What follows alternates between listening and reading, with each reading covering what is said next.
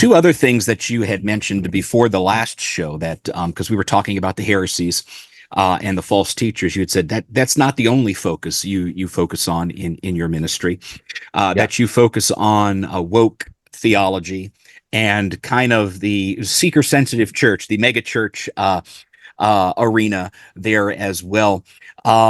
Let's start with the mega church, and then we'll come back to the woke theology. Talk about some of the issues in Christendom that we face with the seeker-driven churches, those mega churches. How what is happening in there may not necessarily be biblical, may not be a true representation of Christianity. So this is going to require people to not look at their experiences and to actually look at historically what's going on, because I have lived through the transition from the traditional church to the American evangelical megachurches, and that was a mega shift in thinking within evangelicalism, and one that was brought on by people who are theologically dubious and spurious. For instance, Rick Warren being an example of one of them, Bill Hybels, Bob Buford, and then behind them, the Hour of Power guy from the Crystal Cathedral. These were all people who brought this particular church model into existence. And then I would note, when you talk about Bob Buford and Rick Warren and Bill Hybels, they were all disciples of a fellow by the name of Peter Drucker. And Peter Drucker was a soft fascist, and he's very open about the fact that that during World War II he was trying to find a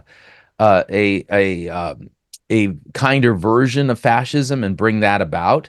But fascism is this belief that the individual doesn't exist, but the only thing that exists is the community.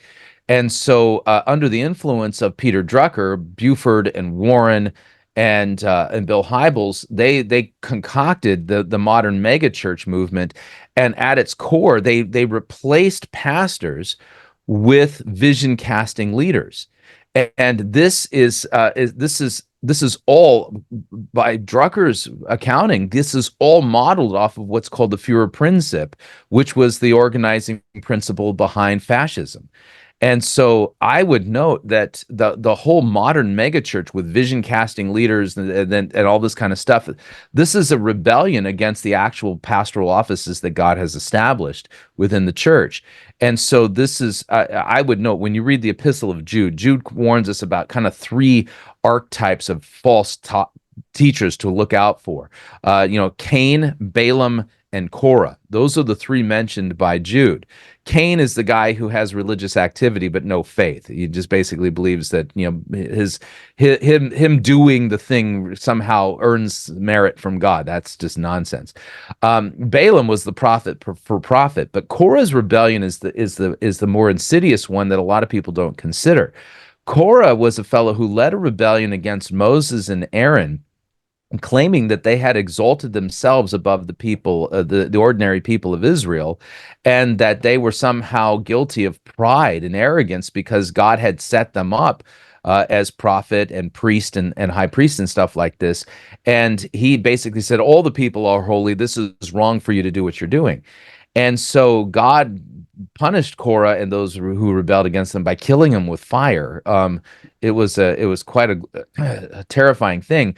But the ongoing Korah's rebellion would be a rebellion against the actual offices that God has established in the church for the purposes then of preaching the word, discipling people, administering the sacraments, and things like this. And so at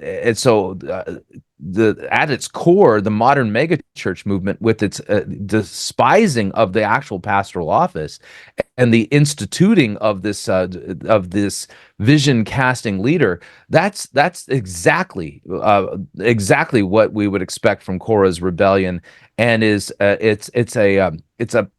heresy in practice by a denial of the actual offices that God has created, with the purpose then, and I would note, Drucker's whole point of having mega churches was for people to lose a sense of their individual identity because he was fascistic in his philosophy. Mm.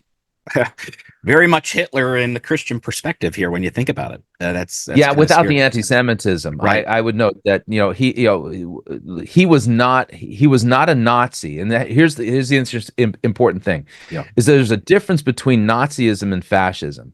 Now, Nazism is a form of fascism, but fascism is not Nazism. In its early iterations in Italy, there were actually Jews who were fascists, notable Jews in the leadership of the Italian fascist movement.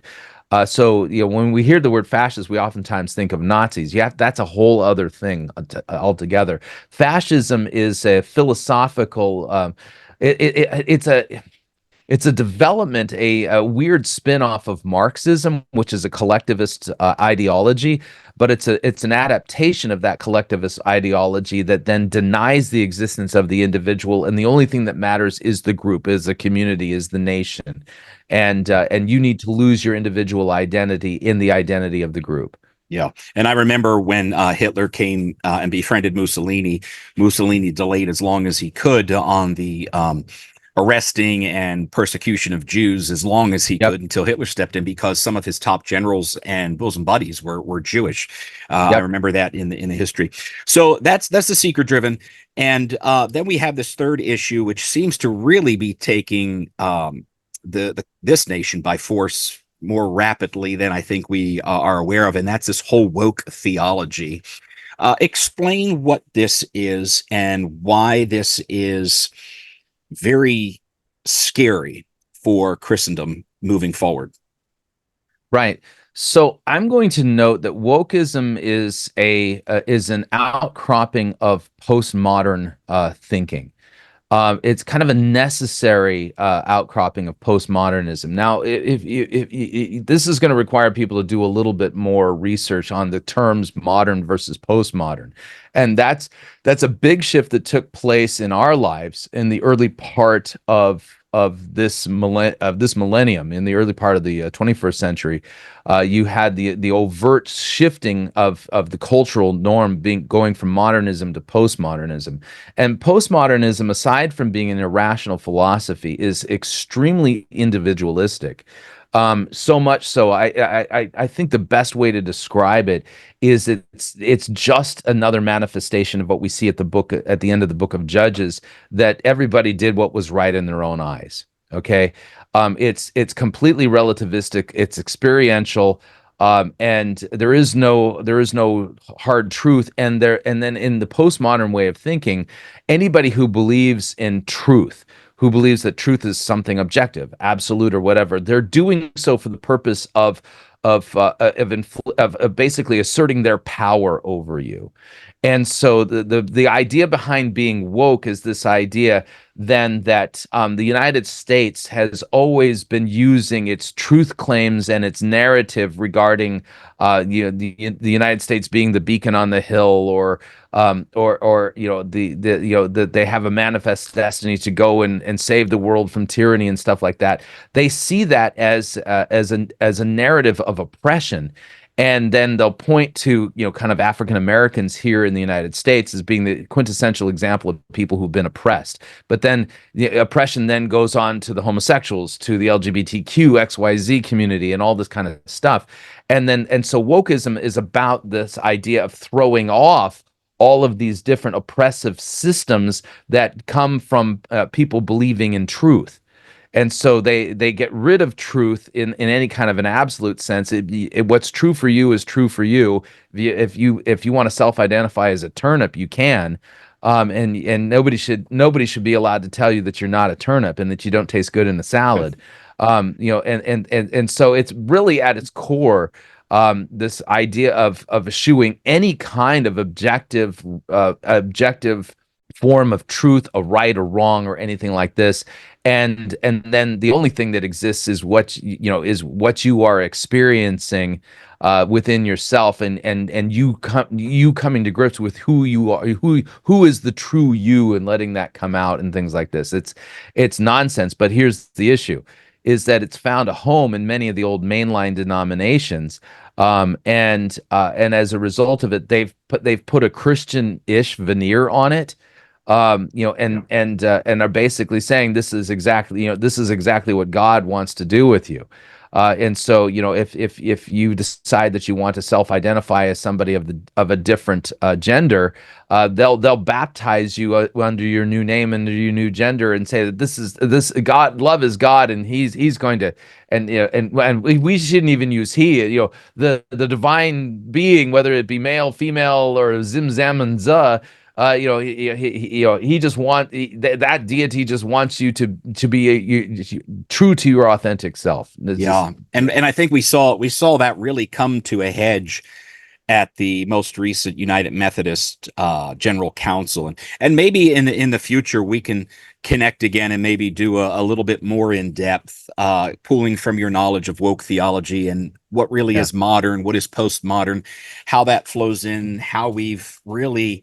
When you think about it, Christianity has in this movement has basically removed the self-identity of Christ, and we've allowed it to be the self-identity of, I call it our Holy Trinity, the me, myself, and I. It's all about Yep. pride, about me, and we've lost the true essence of what it is to be a believer in Christ, and that is to identify with Him. Now we just identify as how we want. So maybe that's something we can email back and forth over the next while and try to see if we could get you back here for that. That would be a wonderful insight, because I know you deal with it, you address it, and so forth. Well, Chris, I thank you so much for coming back on the show and really giving us some information, at least for me to process, because for me, coming out of, I grew up Methodist. I got saved in an Assemblies church. I went to an Assembly of God college. I work at the Assemblies of God College from time to time, and I do sign off that I agree in the fundamental truths. I just don't necessarily believe that the gibberish is the speaking in tongues, that kind of Yep. thing. But then we come out and you have that detox of all of this stuff you've been taught, and you're trying to piece it together and really understand, okay, am I really a reformed continualist? Am I really a cessationist? What am I? How does this work? But I want to make sure whatever I do, that I am as scripturally accurate in my beliefs and in my walk with Christ that I can be, knowing what's out there. And I think you bring that great amount of knowledge and wisdom in that picture, and it has been a blessing to both my wife and I as we've watched you, and that you've been willing to come on this show and kind of help process that. So I thank you, Chris, for taking the time out of your schedule to do that.